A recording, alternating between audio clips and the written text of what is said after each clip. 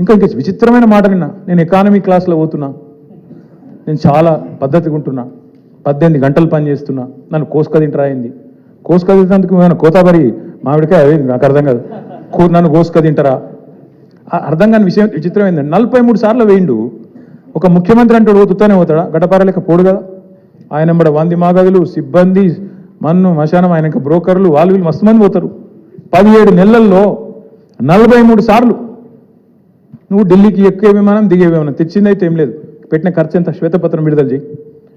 17 నెలల్లో నీ మంత్రులు నల్గొండకు పోయితే గిరికెళ్ళి 100 కిలోమీటర్లు పోయితే కూడా షేర్ ఆటో వాడినట్టు వాడుతారు హెలికాప్టర్ని. చూస్తలేరా మీరు? కొట్టుకుంటారు. ఇంకా భువనగిరి పోతాను, ఎమ్మెల్యేల బర్త్డేలకు హెలికాప్టర్లో పోతాను. వీళ్ళట చాలా పద్ధతిగా నడుపుతున్నారు. షేర్ ఆటో కంటే అధ్వానంగా వాడుతారు వాస్తవంగా అయితే. హెలికాప్టర్ ఉంటే తప్ప హైదరాబాద్ దాటిపోమంటుండే ఒక్కొక్క మంత్రి. ఈ ఎకానమీ క్లాస్ అంటాడు ముఖ్యమంత్రి. నువ్వు ఎక్కే విమానం దిగే విమానం మేము చూస్తలేమా? అరే రే ప్రైవేట్ ఫ్లైట్లు, జల్సాలు, 7 విదేశీ యాత్రలు, మీ మంత్రుల హెలికాప్టర్ ట్రిప్పులు విడుదల చేయి, శ్వేతపత్రం విడుదల చేయి. అందుకే అంటున్నాం అక్కసు వెళ్ళగక్కిన ముఖ్యమంత్రి గారు ప్రభుత్వ ఉద్యోగుల మీద. వాస్తవం ఏంది? ఉద్యోగుల వల్ల దివాలా తీసిందని చెప్పి ఇలా నువ్వు దిక్కుమాలిన ప్రచారం చేస్తున్నావు. కష్టపడుతున్న ఉద్యోగస్తులను అవమానించే ప్రయత్నం చేస్తున్నావు. వాళ్ళ కోరికలు గొంతమ్మ కోరికలు అంటున్నావు. నువ్వే కదా చెప్పింది. డిఏలు ఇస్తా అని చెప్పింది నువ్వు, పిఆర్సీ వేస్తా అని చెప్పింది నువ్వు. కానీ ఇవాళ అడ్డమైన మాటలు మాట్లాడుతుంది నువ్వు.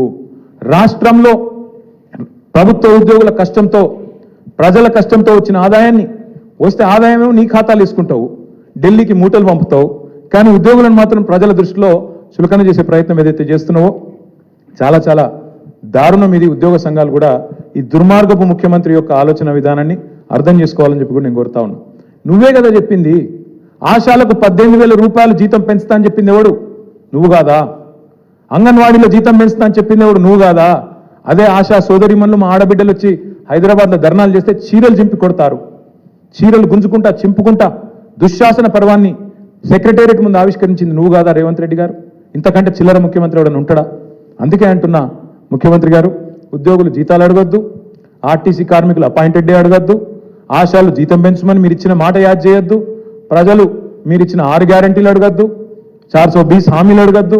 నువ్వే అన్నావు కదా అన్నాడు కేసీఆర్ లీటర్కు 30 రూపాయలు వేసుకపోతుండు పెట్రోల్ డీజిల్ లాంటివి. ఇప్పుడు అంటున్నాడు రేవంత్ రెడ్డి గారు నిన్న 200 రూపాయలు చేస్తారట పెట్రోల్. విన్నారో లేదో మరి మీరు? 200 చేస్తారట ఇప్పుడు. అందుకే నేను అంటున్నా ధరలు పెంచుడు కాదు, బుర్ర పెంచుకో, సంపద పెంచి ఆలోచన చెయ్యి, అంతేగాని అడ్డమైన మాటలు కాదు. With great power comes great responsibility. ఒక పెద్ద హోదా వచ్చినప్పుడు ఆ హోదాకు తగ్గే విధంగా ప్రవర్తించే సంస్కారం ఉండాలి, వ్యక్తిత్వం ఉండాలి. ప్రతిపక్ష నాయకుడిని, తెలంగాణ తొలి ముఖ్యమంత్రిని, తెలంగాణ తెచ్చిన నాయకుడిని పట్టుకొని ఆయన సావు నిరంతరం కోరుకుంటావు. నువ్వు ముఖ్యమంత్రివా? ఇంతకంటే హీనమైన మనిషి ఉంటాడు అనుకోడు. ఎన్నిసార్లు ఉన్నావు ఇప్పటికీ? ఆ పెద్ద మనిషిని పట్టుకొని 71 ఏళ్ళ పెద్ద మనిషిని పట్టుకొని నోటికి వచ్చినట్టు నీకు సిగ్గు సంస్కారం ఏమైనా ఉందా? ఇలా ఉద్యోగుల మీద పడ్డావు.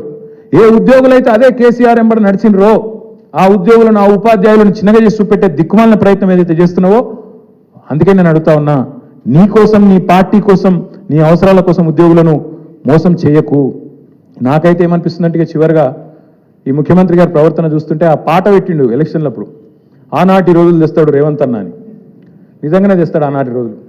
ఆనాటి రోజులు అంటే ఇక రేపో మాపో ముఖ్యమంత్రి గారు అందరూ కలిసి ప్రెస్ మీట్ పెడతారు. ఇక రాష్ట్ర ఆర్థిక పరిస్థితి బాగలేదు, మా పరిస్థితి అసలే బాగలేదు, కాబట్టి ఇక పెండింగ్ డిఏలు కాదు, రిటైర్మెంట్ బెనిఫిట్లు కొత్తవి కాదు, పిఆర్సీ కాదు, మీకు 73% కేసీఆర్ ఏదైతే జీతం పెంచిండో అది వాపసు ఇయ్యండి, జర రికవరీ యాక్ట్ కింద తీసుకుంటాం వెనుకకు, వాపసు ఇవ్వండి, మళ్ళీ పాత రోజులకు పోదాం, ఆనాటి రోజులకు పోదాం, 2014 నాటి రోజులకని గ్యారంటీ అంటాడు.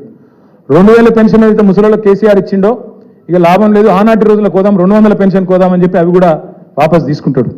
అట్లాగే ఇదివరకున్న పరిస్థితి ఏదైతే ఉన్నదో, వృద్ధులు, వితంతువులు, ఒంటరి మహిళలు పెన్షన్లు వాపసు చేయండి, బీడీ కార్మికులు అనే పరిస్థితి వస్తుంది.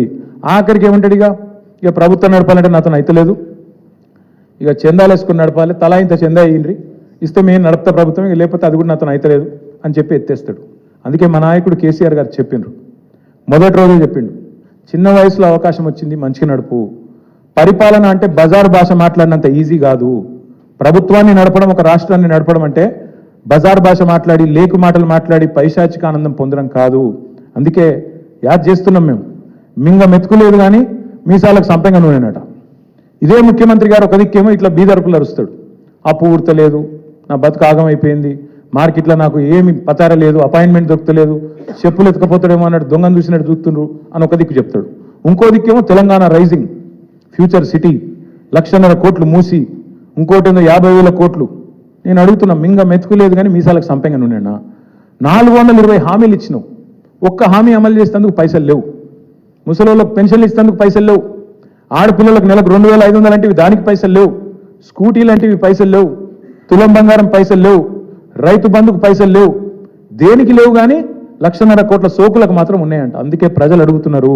ఖచ్చితంగా ప్రజల తరఫున మేము అడుగుతున్నాం, వదిలిపెట్టం.